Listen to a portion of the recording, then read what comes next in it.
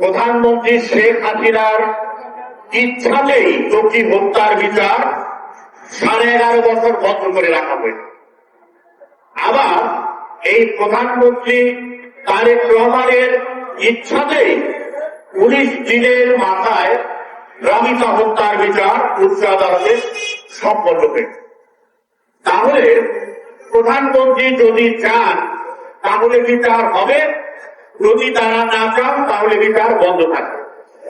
এই বিচার ব্যবস্থার এই যে ত্রুটি, এর বিরুদ্ধেই আমরা বিভিন্ন সময় বলেছি যে বিচার ব্যবস্থা যদি স্বাধীন না হয় তাহলে সেই দেশটায় সভ্য দেশ হিসেবে আমরা তাকে গণ্য করি না। বিশ্বের কোথাও এই দিকে সভ্য দেশ হিসেবে গণ্য করে।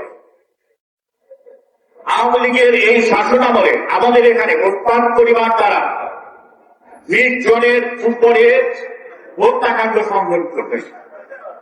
এই বিষয়গুলো স্পষ্ট, সবাই জানে। এর একটার বিচার সম্পন্ন হয় না, একটার বিচার হয় না।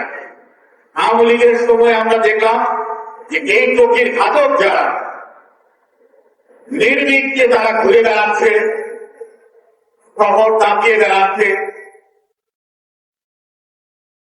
প্রশাসন পুলিশ কেউই তাদের বিরুদ্ধে যাচ্ছে না, বরঞ্চ তাদের নিরাপত্তা দিচ্ছে।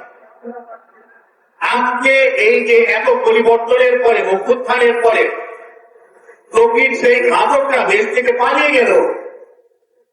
আজকে দেখছি যে সেই ঘাতকের ছবি নিয়ে আজকে আবার সেই দুর্বৃত্তের ঘাতকদের দোষরা মিছিল করছে, তাদের বিরুদ্ধে কোনো ব্যবস্থা নেওয়া হচ্ছে।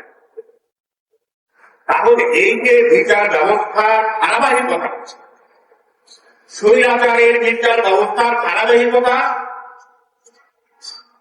এবং এই দুঃশাসনের যে ধারাবাহিকতা, এইটি যদি চলমান থাকে তাহলে আমাদের এত এত রক্ত দিয়ে এই গণ উত্থানের প্রয়োজন থাকে।